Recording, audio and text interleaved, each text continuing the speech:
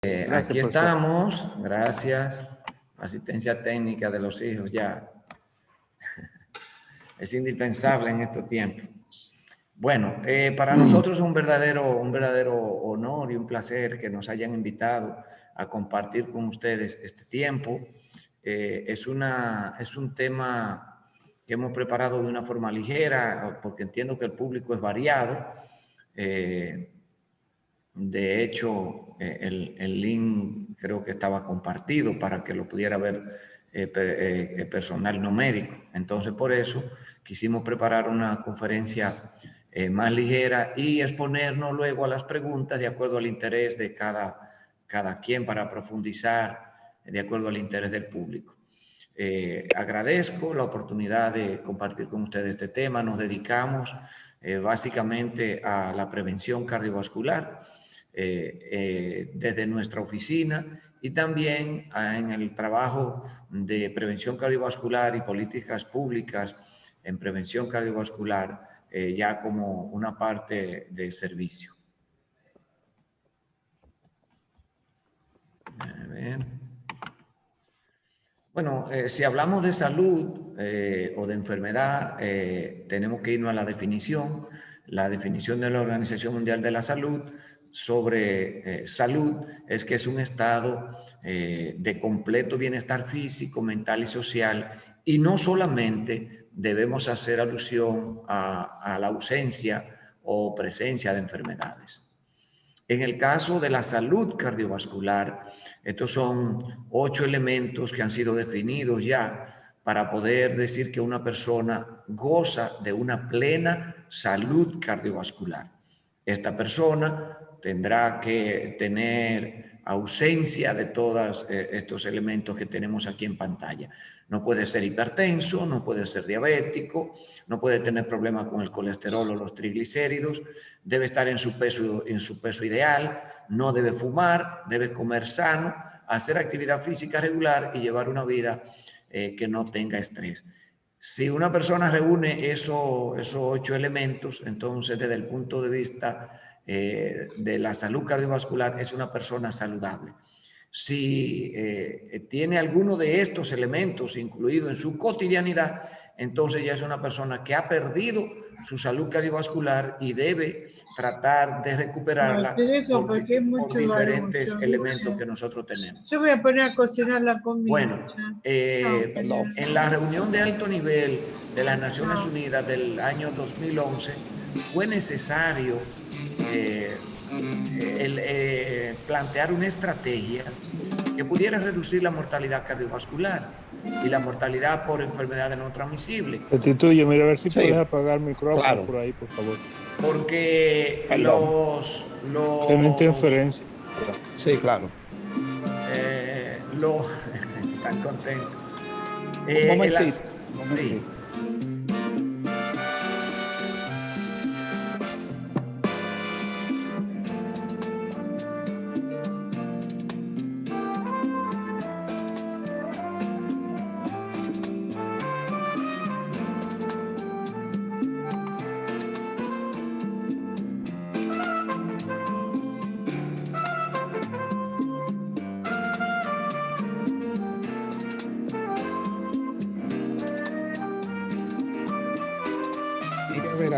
Y vamos a tener que comenzar de nuevo porque están interfiriendo. Hay una... sí, déjeme ver que hay un...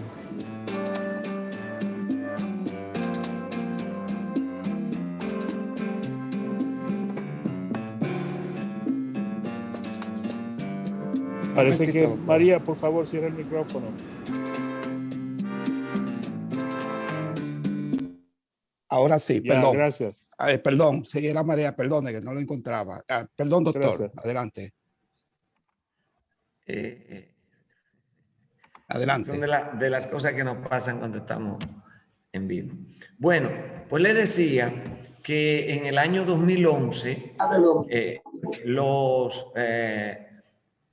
la Organización Mundial de la Salud motivó a las Naciones Unidas a que se reunieran en torno a las enfermedades no transmisibles, porque el mundo había girado sus causas de muerte. Entonces, por los estudios, las investigaciones, se encontró que alrededor de un 67% de la población moría por una enfermedad no transmisible, básicamente por una de esas 4 que están en la lista, enfermedades cardiovasculares, diabetes, cáncer y enfermedades crónicas respiratorias. Entonces fue necesario decirle a los jefes de estados en la Asamblea de la ONU del año 2011, que se convocó con esa finalidad, que había que prestarle atención a estas enfermedades, porque 7 de cada 10 personas que morían por una de esas 4 enfermedades. Y así es que en esta reunión entonces se lanzó una estrategia que en ese momento se llamó 4x4. En el año 2018 se volvieron a reunir y ya vieron que el porciento de mortalidad era mayor. 71% de las muertes se producían por enfermedades no transmisibles. Alrededor de 15 millones de personas en edad plenamente productiva, entre 30 y 69 años de edad, y que en más del 85% de las muertes prematuras ocurrían en países de bajos y medianos ingresos. Entonces, ¿qué es lo que pasó? Las enfermedades cardiovasculares mataban a 17.9 millones de personas, el cáncer 9 millones de personas, las enfermedades respiratorias 3.9 millones de personas y la diabetes 1.6 millones. Entonces, había un problema. ¿Y qué resulta? Que ya entonces se dieron cuenta que estas 4 enfermedades ya no era solamente el 71%, sino que era responsable del 80% de la muerte prematura, o sea, de la gente que todavía tenía posibilidad de trabajar, de producir, personas menores de 70 años. Entonces, había que hacer algo. ¿Y qué pasa en nuestro país, sabiendo que nuestro público en su mayoría es dominicano? Que este informe del año 2017 nos dice que el 69% de la mortalidad fue por enfermedades no transmisibles. Entonces andamos muy parecidos a todas las personas. Y otro peligro es que el 19% de la población tiene riesgo de muerte prematura por estas enfermedades. Entonces, 4 factores también se identificaron en el 2011 que eran responsables de la mortalidad por enfermedades no transmisibles: el consumo de tabaco, las dietas malsanas, la inactividad física y el uso nocivo de alcohol.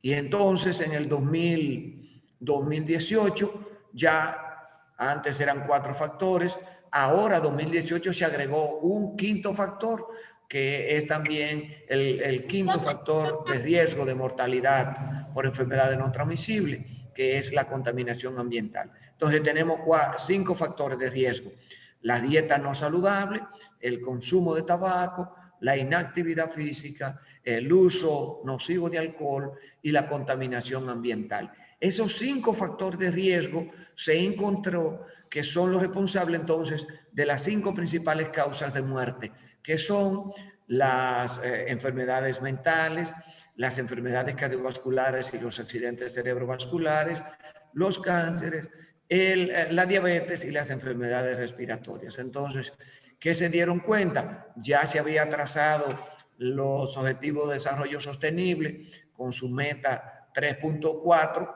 que era para tratar de reducir la mortalidad por enfermedades no transmisibles. Entonces, ¿qué es lo que hay que hacer? Si tenemos ya 5 enfermedades, si tenemos los focos que producen estas enfermedades, los factores de riesgo importantes, entonces hay que dirigirnos a combatir esos factores de riesgo.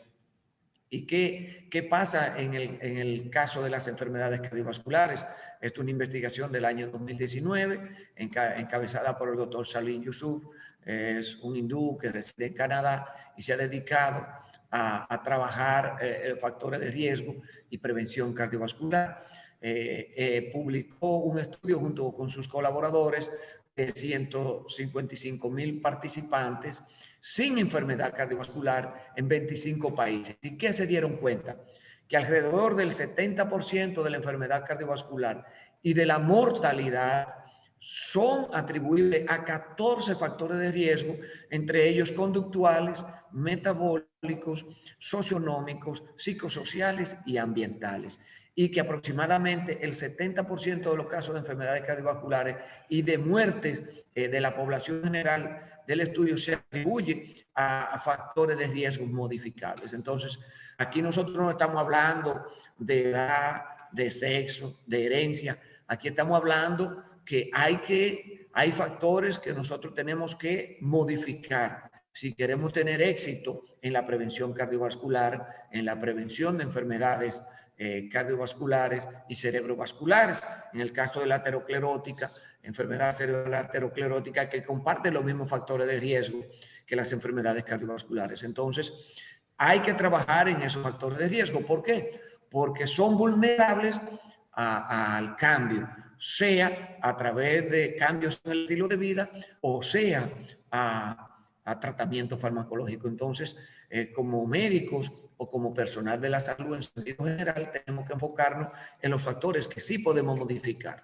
Y ahí está muy claro. Los factores de riesgo metabólicos fueron los factores de riesgo más predominantes para la enfermedad cardiovascular, siendo la hipertensión con un 41%, con un 22.3%, el factor de riesgo que tiene mayor causa en la enfermedad, en la mortalidad de enfermedad cardiovascular. Entonces, por eso somos tan enfáticos en el manejo de la hipertensión como un factor de riesgo muy importante para la enfermedad y para muerte cardio y cerebrovascular. Hay también algo interesante, y es que 8 de cada 10 muertes prematuras, aquí volvemos a hablar, muerte antes de los 70 años por enfermedad cardiovascular, podrían evitarse controlando solo estos 3 factores de riesgo. Oigan bien, eso es una información muy importante y algo que está a nuestro alcance. 8 de cada 10 muertes prematuras podemos evitarla controlando estos 3 factores de riesgo: consumo de tabaco, dieta no saludable y la inactividad física. O sea que si nosotros queremos tener éxito en la prevención cardiovascular, de enfermedad cardiovascular y de muerte cardiovascular, no podemos pasar por alto el tratar de impactar en estos 3 factores de riesgo. En el caso del tabaco, ¿qué podemos decir? Que es el único producto de consumo humano que, utilizado según las indicaciones del fabricante, enferma a todos sus usuarios y mata hasta la mitad de ellos. El tabaco es la primera causa de muerte evitable en el mundo y causa la muerte de más de 8 millones de personas. Pero hay un detalle importante, porque muchos de los que están en el público, y ojalá todos puedan decir, nosotros no fumamos. Bueno, es que hay 1 millón de personas que mueren cada año por uso de tabaco, sin ser ellos los usuarios primarios, sino que alguien que está a su alrededor consume algún producto de tabaco. Entonces, ya sabemos que todos estamos en riesgo si no nos alejamos del tabaco. Nosotros tenemos ese serio problema. El tabaco, el consumo de tabaco es la segunda causa de enfermedad cardiovascular después de la hipertensión. Ya eso tenemos que saberlo. Después de la hipertensión, que es la principal causa de mortalidad cardiovascular, el tabaco es la segunda. El consumo de tabaco y la exposición al humo de tabaco ajeno se atribuye alrededor del 12% de las defunciones a nivel global. Entonces nosotros tenemos que tomar muy en cuenta el problema del tabaco. En el caso de los fumadores y el COVID, una persona que fuma tiene 14 veces más probabilidades de evolucionar hacia una enfermedad grave, una neumonía grave, una insuficiencia respiratoria, y puede terminar en la muerte. Entonces, en el caso de COVID y tabaco, son dos alianzas que son, digamos, mortales. nuestra primera recomendación en sentido general para nuestros oyentes, la persona que nos acompaña esta noche, es que si tú quieres vivir, tienes que evitar cualquier producto de tabaco. Y aquí no solamente estamos hablando de lo clásico, del cigarrillo o del cigarro. Aquí estamos hablando de productos tan antiguos como la juca, que ahora ha tenido un repunte, o los nuevos dispositivos de consumo de tabaco, como son los vape, los cigarrillos electrónicos o laicos de la Philip Morris. Entonces, nosotros tenemos que saber que cualquier forma de tabaco es dañina y que puede ser mortal. Bueno, el otro factor de riesgo que tenemos que impactar para poder reducir la enfermedad y la mortalidad cardiovascular son las dietas poco saludables. Todo esto que nosotros vemos aquí a veces pareciera una gracia, pero nosotros tenemos que saber que la alimentación no saludable es un factor de riesgo muy importante para enfermedad cardiovascular. La principal fuente de colesterol en la sangre es la dieta. El colesterol por donde entra a nuestro organismo, en primer lugar, es por la dieta. Puede haber un problema hepático que genere más colesterol, pero la mayoría del colesterol y sobre todo de los triglicéridos que entran a nuestro organismo o que están presentes en nuestra sangre provienen de la alimentación. ¿Cuál es la alimentación más cargada de colesterol? Bueno, la comida chatarra. La comida chatarra se define como aquella que es rica en grasa, rica en sal, rica en azúcares, que es muy agradable a la vista, muy agradable al olfato y al paladar. Entonces, y tiene otra característica que mucha gente no lo toma en cuenta, y es que produce cierto nivel de adicción. Por eso es que ustedes ven a muchas personas que a pesar de estar enfermos, a pesar de estar súper gordos o a pesar de saber que eso le hace daño, como quiera lo siguen consumiendo. La comida chatarra es adictiva y aquí nos referimos a cualquier tipo, por eso quisimos poner esa foto con tantas imágenes, porque a lo mejor cualquiera de nosotros el día de hoy pudo haber tenido contacto o que esta haya sido una de sus fuentes de alimentación. Y la FAO, la Organización de las Naciones Unidas para la Alimentación y la Agricultura, ha tratado de quitar el término de alimentos a la comida chatarra y le llama producto comestible, en el entendido de que el valor neto final es más negativo que positivo. O sea, cuando nosotros ingerimos una de estas opciones, probablemente nos harán más daño que bien. Entonces, por eso la FAO no le llama ya alimentos no saludables, sino productos comestibles dañinos para la salud. Entonces, sí, en nuestra segunda recomendación, si tú quieres vivir, trata de comer sano.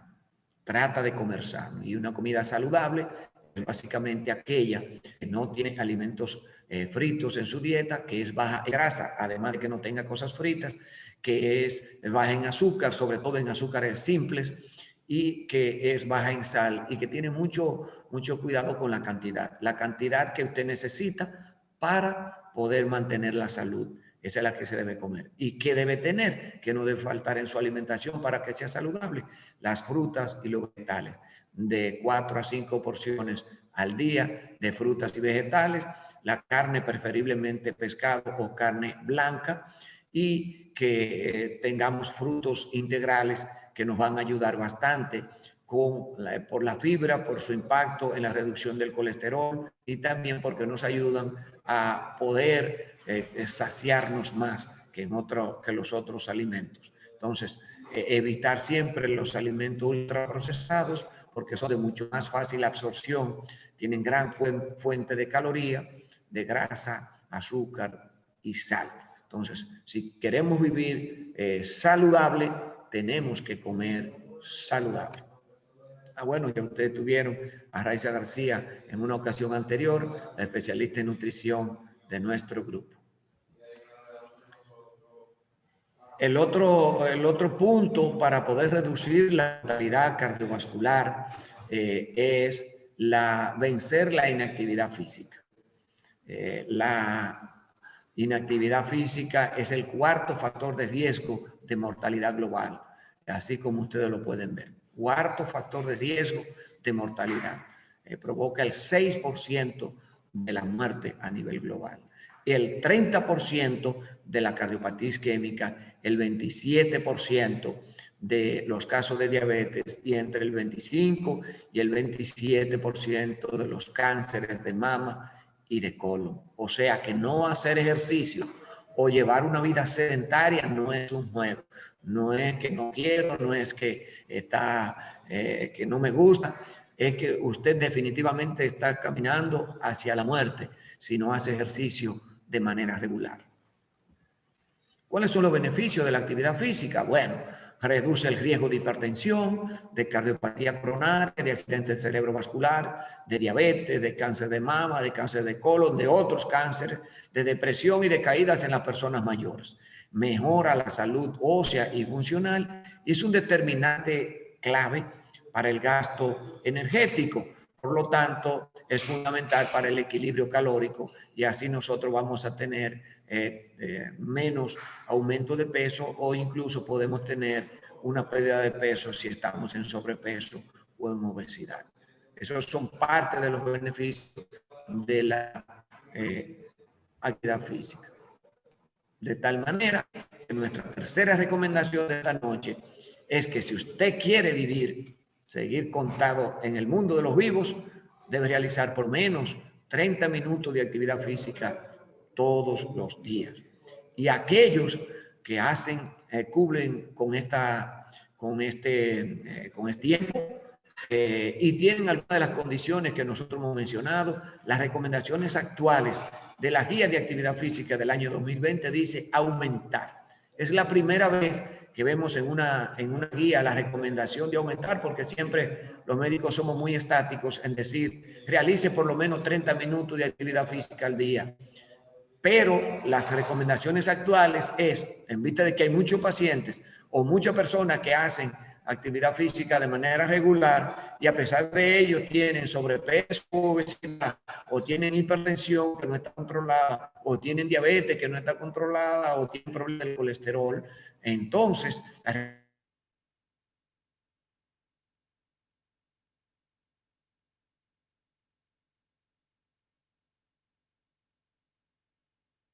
Restituyo, está por ahí.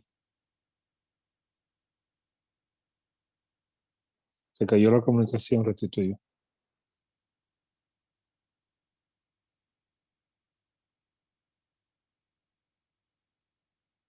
Sí.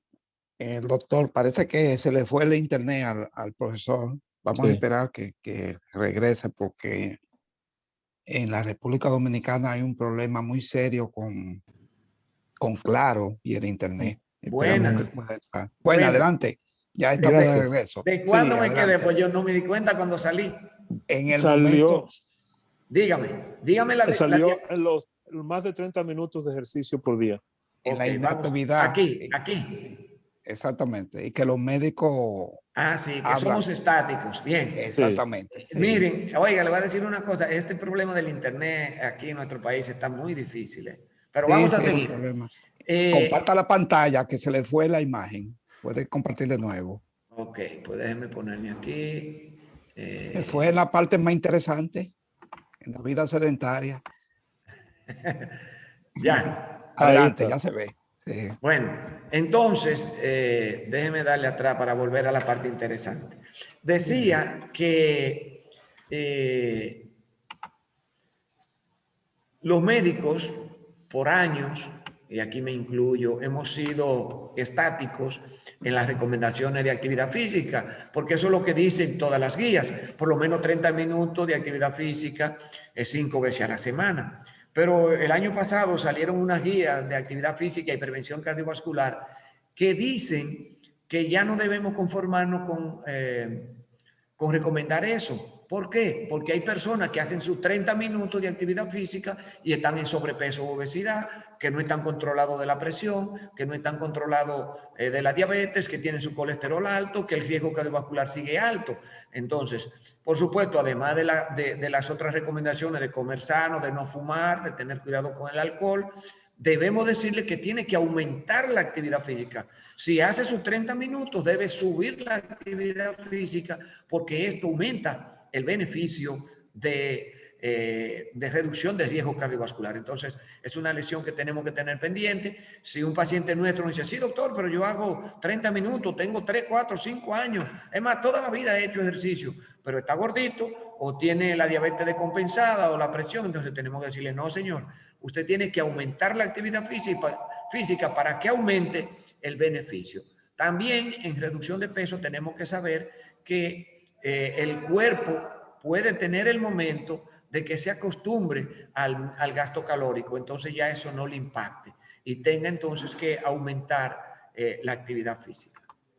Le decía que la directora de la OPS actual, la doctora Clarice Tien, en mayo del año pasado, nos dijo que a medida que juntos reconstruimos y transformamos nuestra economía y nuestra protección social y nuestro sistema de salud para el periodo posterior al COVID-19, que en ese momento pensábamos que ya este año no íbamos a tener el problema, tenemos que prestar atención a las enfermedades no transmisibles, porque ustedes deben saber que los infartos han seguido, los ataques cerebrales han seguido, las muertes por cáncer han seguido, incluso el COVID aumenta el riesgo de enfermedad y muerte por estas enfermedades. Entonces nosotros no podemos decir, no, solamente vamos a trabajar COVID. No, no podemos desatender la principal causa de muerte en el mundo, que son las no transmisibles y dentro de ello las enfermedades cardio y cerebrovasculares. Miren, ¿qué es lo que pasa? En el caso de enfermedades cardiovasculares, que las personas con enfermedad cardiovascular, miren cómo aumenta el riesgo de mortalidad.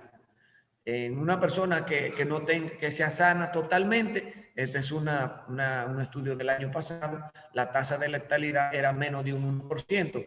Y miren cuando es un paciente que tiene una enfermedad cardiovascular, 10.5, diabetes 7.3, enfermedad respiratoria 6.3, hipertensión 6.0, cáncer 5.6. Entonces, el tener una enfermedad aumenta el riesgo de morir por COVID. No es solamente el hecho de tener COVID. Y ya yo creo que a esta fecha la mayor parte de la población está convencida de que la comorbilidad aumenta el riesgo y aumenta la mortalidad por COVID. Y eso es algo que nosotros tenemos que decirle a nuestros pacientes.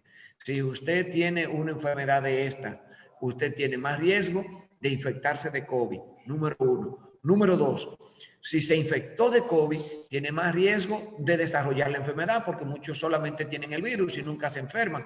Bueno, de desarrollar la enfermedad. Si desarrolló la enfermedad, tiene más riesgo de complicarse, de hacer neumonía o de insuficiencia respiratoria o de llegar a ventilación mecánica.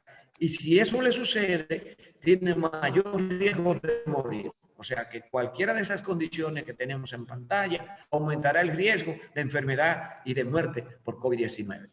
Entonces, de lo que hemos visto hasta el momento, si nosotros tenemos delante de nosotros una persona que es fumadora o es una persona que come no saludable, es una persona que no hace ejercicio y como consecuencia tendrá todo un panel de otras comorbilidades, el COVID-19 agarrará o tomará a esta persona y se expresará de una manera mucho más agresiva que en cualquier otra persona, con factores de riesgo aislados, sea obeso, o sea diabético, o sea hipertenso, o ya tenga una enfermedad cardiovascular o una enfermedad pulmonar. Entonces, sabemos que la combinación de enfermedad pulmonar, la combinación de enfermedad de diabetes, de enfermedad cardiovascular y COVID es una muy mala combinación para la sobrevida de la persona. Y si la persona es obesa, sabemos que tiene mala mecánica ventilatoria y si cae en cama con una neumonía,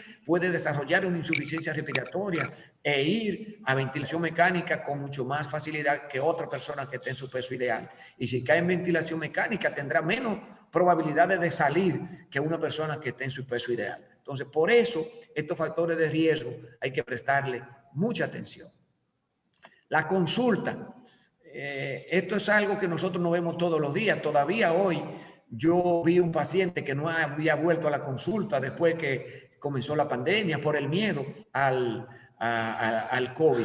¿Y qué es lo que ha sucedido? Que muchas personas han muerto en su casa de infartos o de ataques cerebrales, han llegado a la emergencia con infartos o ataques cerebrales mortales, por no haber venido a chequearse a tiempo por miedo del COVID. Entonces, un mensaje que nosotros tenemos que tener es que nuestros pacientes de nuestras enfermedades crónicas, sobre todo las cardiovasculares, las cerebrovasculares, la diabetes, los pacientes asmáticos, no deben abandonar su consulta rutinaria, sus chequeos por miedo al COVID, porque la enfermedad, el COVID lo va a encontrar y le va a dar mucho más duro que a cualquier otra persona. Tenemos que estimular la consulta rutinaria en estos momentos de pandemia. Entonces, no hay excusa para que en pandemia nosotros no comamos saludable. No hay excusa para que en pandemia nosotros sigamos fumando o estando expuestos a productos de tabaco. Y no hay excusa para que en tiempos de pandemia nosotros dejemos de hacer ejercicio por miedo a que se nos pegue el COVID en la calle. Otro detalle, el COVID ha traído mucho estrés a la población general y tenemos nosotros que buscar la forma de botar el golpe, así sea parándonos en la ventana y viendo el atardecer o saliendo al parque y viendo los pajaritos del bosque, o yendo a la playa con mucha precaución, o yendo a un río, o saliendo a despejar nuestra mente, o leyendo un libro por ahí donde podamos, pero no podemos estar abrumados totalmente porque la enfermedad nos va a encontrar todavía en peores condiciones. Termino entonces con el trabajo que hacemos en la Fundación Dominicana de Obesidad y Prevención Cardiovascular, con nuestros programas de alimentación saludable. Ya ustedes escucharon a la doctora Raiza García con un programa de educación en escuelas sobre alimentación sana, sobre nuestro programa de actividad física y sobre todo donde hemos trabajado arduamente sobre nuestros programas de no consumo de tabaco. Así es que les agradezco la oportunidad y estoy dispuesto a escuchar las preguntas. Muchas gracias, profesor, por su participación y la información que ha compartido con nosotros. Debo decirle que antes de usted comenzar esta reunión esta noche, estábamos directamente en comunicación con el Hospital Cabral Ibáez en Santiago, planeando un viaje a Santo Domingo para trabajar en la prevención de accidentes vasculares en un plan piloto coordinado desde aquí con la gente de Santiago. Y quiero invitarlo a que sea parte del grupo que nos ayude a organizar las marchas por la prevención del ACV y las enfermedades vasculares que hemos iniciado hace 2 años, pero que lamentablemente han sido interrumpidas debido a la situación en que estamos. El proyecto sigue andando y queremos aunar fuerzas con gente como ustedes que están dentro de la misma idea y siguiendo el mismo objetivo, de manera que podamos ser más fuertes y ayudar mejor y a más personas en la población. Bueno, gracias y estaremos. Ya tiene nuestro contacto. Y claro. Sí. Sí. Muchas gracias, doctor Samuel Ramos, por los aportes. Doctora Lora, si hay alguna pregunta al chat o algo para el doctor Ramos. Hasta que lleguen las preguntas. Sí, adelante. Hasta que llegue una pregunta para el doctor Ramos. Doctor Ramos, usted mencionó las estadísticas de la mortalidad, pero hay una cosa que se le agrega a todo lo que usted dijo, que la prevención de las enfermedades cerebrovasculares o cardiovasculares también contribuye a la prevención de la demencia y a la disminución de las enfermedades cerebrovasculares crónicas que producen daño intelectual y de memoria. De manera que todas esas cosas, en adición a lo que usted dijo, también ayuda a que mantengamos la salud intelectual y mental de manera que tengamos más vida funcional y menos discapacidad intelectual y que podamos cuidarnos con más tiempo y ser independientes por más largo tiempo durante el tiempo de vida. Muy bien. Sí, para nosotros realmente es muy importante la enfermedad cardiocerebrovascular aterosclerótica. Lo que estamos viendo ahora, gracias a las imágenes, es que tenemos, sin tener una aterosclerosis de arterias importantes, grandes en el cerebro, tenemos aterosclerosis de pequeños vasos, lo que no terminará con una disfunción motora, pero sí con una disfunción cognitiva. Entonces, claro, esa enfermedad microvascular muy asociada a la aterosclerosis microvascular, entonces termina con la capacidad intelectual de la persona y, por supuesto, su funcionalidad. Claro. Y en este caso no tenemos ningún mecanismo digamos, invasivo para poder resolverlo. Aquí lo que tenemos que trabajar es básicamente con la modificación del estilo de vida y algunos fármacos que nos pueden dar la manita, pero realmente la idea es que la gente tiene que cuidarse, porque aunque no tengamos un infarto cerebral importante, esa enfermedad microvascular dañará tarde o temprano el cerebro de las personas que no se cuidan. Sí, y lamentablemente, como usted mencionó, 80% de los accidentes cerebrovasculares se pueden prevenir con la modificación de los factores de riesgo que usted mencionó. Se puede prevenir, y ahora mismo la Organización Mundial del Stroke ha iniciado una campaña que ha sido interrumpida, pero la campaña mundial era con la intención de exactamente modificar esos factores que usted mencionó para tener un impacto en la incidencia de los accidentes cerebrovasculares, particularmente en países como el nuestro, donde la población es tan joven y que está muriendo antes de tiempo debido a esos factores. Doctor Williams, quiero hacer una pregunta al doctor Ramos. ¿Su fundación está haciendo algunas investigaciones sobre la vida sedentaria, la alimentación? ¿Tienen Las algunos estadísticas? Sí. ¿Estadísticas tienen? Sí, en la actualidad estamos trabajando el programa que la doctora presentó. Es un programa que ya está en su 5º año de los cambios en la conducta alimenticia de los niños por un programa de intervención. Ya tenemos, por supuesto, la línea de base cuando se comenzó y en este momento estamos evaluando cómo se ha impactado positivamente la educación en los cambios del estilo de vida. Sí, también tenemos otras investigaciones que se han hecho de corto plazo, digamos, estudios puramente descriptivos en diabetes y en factores de riesgo. Que hemos ¿Y la hecho obesidad? Y en obesidad, que hemos hecho en poblaciones más reducidas.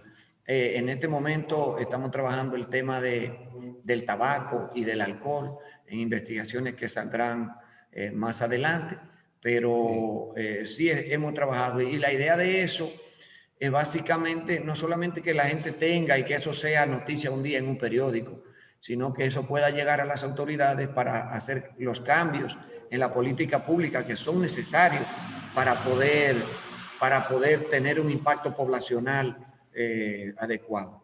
Y reducir los gastos de salud en la República Dominicana. Exactamente. Pero que también podamos publicarlos en los periódicos científicos, porque lamentablemente ustedes hacen un gran trabajo, pero la mitad del mundo no conoce lo que se hace, porque se mantiene debajo de los brazos, no lo ponemos al conocimiento y al público para que se exponga, que el mundo sepa lo que estamos haciendo en Santo Domingo.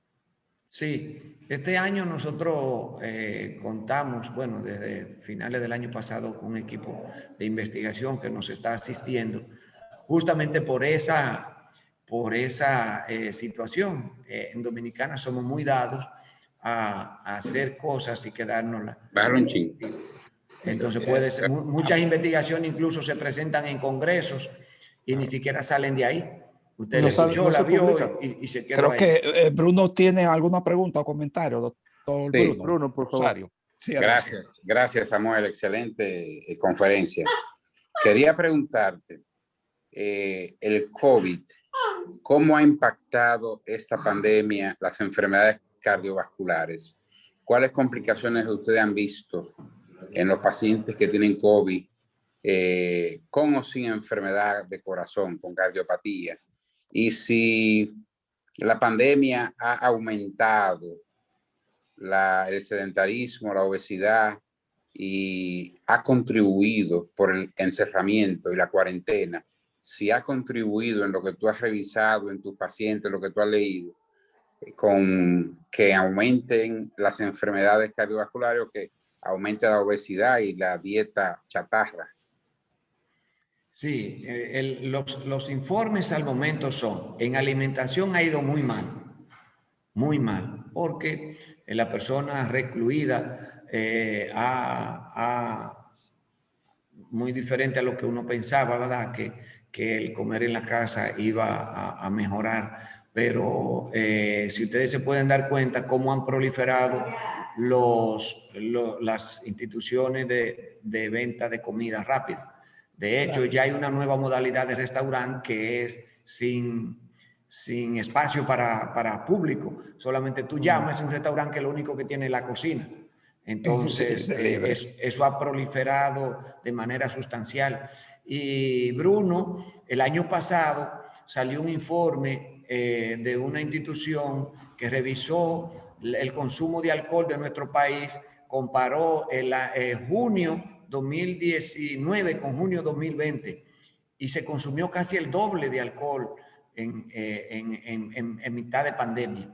O sea, los factores de riesgo, los hábitos no saludables han proliferado de una manera increíble. En principio, sabemos que el sedentarismo fue una situación muy grave, pero ya ahí estábamos todos obligados a quedarnos en casa y la mayoría de gente no tiene la costumbre de hacer actividad física encerrado. Pero en la actualidad, lo que se han diferenciado son dos grupos: los que salen a hacer ejercicio y los que se excusan en la pandemia para no hacer ejercicio. Pero en sentido global, la pandemia también ha reducido la actividad física. Y si ha reducido la actividad física y ha aumentado el consumo de comida no saludable, obviamente que ha aumentado la masa, el peso de la gente. Estamos esperando las investigaciones porque todo lo que tenemos ahora, ustedes saben que esto es algo muy nuevo. Tú puedes comparar cómo estuvo el año 2019 con el 2020 que ya pasó, pero incluso hasta esas comparaciones son difíciles en investigaciones muy serias hacerlas tan rápido. Pero sí sabemos que las revistas de investigación, los grupos de investigación han trabajado mortalidad. En caso de enfermedad cardiovascular, el COVID, al ser una enfermedad inflamatoria, sistémica, no solamente pulmonar. Ustedes recuerdan que en principio se decía que la gente se moría por una neumonía, por una insuficiencia respiratoria por neumonía. Después resulta que era además por trombosis, un tromboembolismo pulmonar. Después resulta que también en autopsia se encontraban hemorragias pulmonares. Y todavía se estaba encontrando que la enfermedad cardiovascular hay más muertes por enfermedad aterosclerótica. Estamos hablando que fulanito que está interno se murió con COVID, pero tal vez la causa de muerte no fue el COVID, pudo haber sido un infarto o un ataque cerebral, donde se han hecho autopsias en series importantes, se ha encontrado eso. Muchos de los muertos con COVID no han muerto de COVID. Lo que pasa es que como no hacemos autopsia en la mayoría de los casos, entonces todo el que se muere con COVID se le atribuye al COVID su muerte. Pero sabemos que es una enfermedad inflamatoria sistémica y entonces si tú tienes una placa de colesterol, sea en el cuello o sea en la coronaria, tú vas a tener con mucho más riesgo de infartos o de ataques cerebrales. Okay. Hay una cosa que quiero... Sí. Gracias, doctor. Sí, una cosa que quiero mencionar antes de que terminemos, por favor. Cuando usted mencionó la combinación de la sal, el azúcar y la grasa, esa combinación que usted mencionó que es aditiva, eso se originó en los años 50 y al principio de los 60 aquí en Estados Unidos, de la manera que los productores de comida rápida hicieron estudios químicos y psicológicos para hacer esa combinación y detectar qué niveles de grasa, azúcar y sal eran los que más atraían a las personas a comprar la comida mala. Y paradójicamente, cuando éramos más pobres en Santo Domingo, comíamos mejor. Y ahora que hay más desarrollo económico y social, la dieta ha cambiado, pero no para mejorar, sino que se ha empeorado debido a la adición con esos tres ingredientes. Sí, oiga, muchas veces la gente piensa que son cosas fortuitas. A eso agréguele, a eso usted le agrega la mercadotecnia. Exacto. Porque usted se para en un semáforo a la hora del almuerzo y usted ve esa imagen tan grande que se ve tan agradable a la vista y que usted la saborea nada más con ver la foto, y la tendencia suya será a detenerse en el primer coso de esto. Además de la invasión que tenemos de publicidad por las redes sociales, por internet. Usted abre cualquier medio electrónico y está lleno de estos anuncios, tanto de alcohol como de comida no saludable.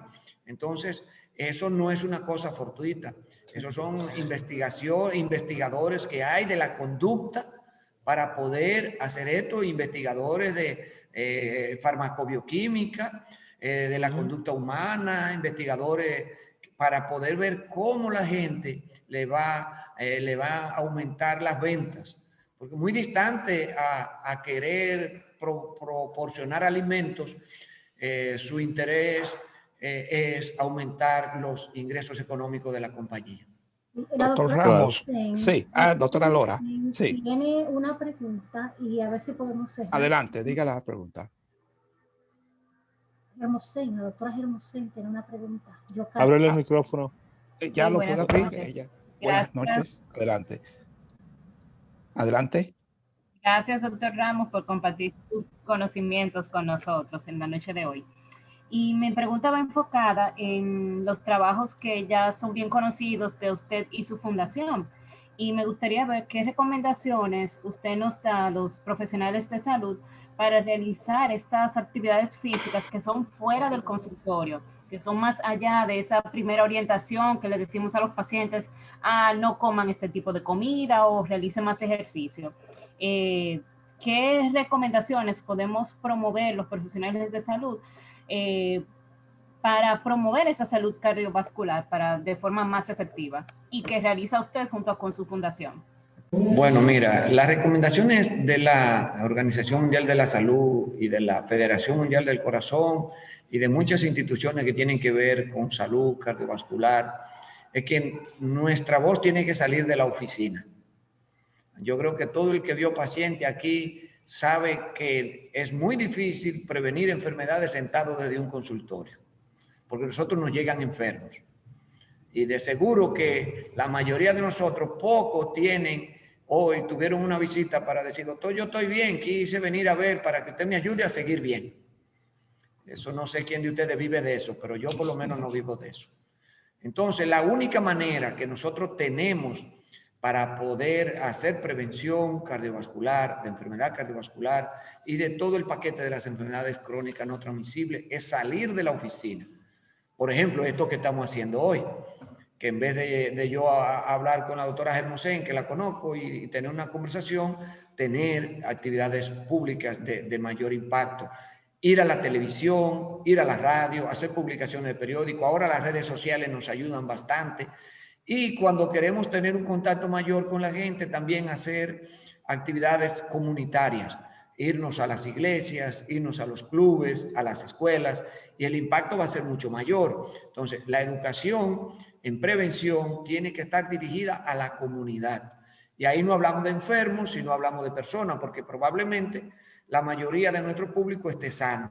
Entonces, educar a la persona para que se pese y se talle, se mida su cintura por lo menos una vez al año para ver si está aumentando de peso. Se mida la presión, la glicemia y el colesterol por lo menos una vez al año, si está saludable todavía, es indispensable a nivel poblacional. Y que por supuesto aconsejarlo a que hagan actividad física y a que coman sano. Si nosotros pudimos encontrar ese nicho en la población, nosotros vamos a tener mucho más éxito en la salud, en la prevención de enfermedades cardiovasculares, cerebrovasculares y todo el paquete de enfermedades, diabetes y todo el paquete de enfermedades crónicas no transmisibles. Esa es mi recomendación. Tenemos que salir de la oficina para poder tener un mayor impacto en la comunidad. Muchas gracias, doctor Samuel Ramos, el doctor William, doctora Lora y todos ustedes por participar en la noche de hoy en esta conferencia y esperamos contar siempre con su apoyo, doctor Ramos, para un futuro. Nos encontramos en Santiago cuando vamos. En Santiago, Santiago, tenemos sí. que irlo a buscar. Exactamente. Estamos a su orden, estamos a su orden. Con Muchas la doctora gracias. Hermosén y nosotros vamos para allá a invadirle la casa. Exactamente, Gracias. sí. Gracias. No, la Buenas doctora noches a Hermosén todos. la doctora Hermosén es una colaboradora de nosotros y le agradecemos. Ok. Sí, no, gran apoyo, gran apoyo. Buenas noches a todos.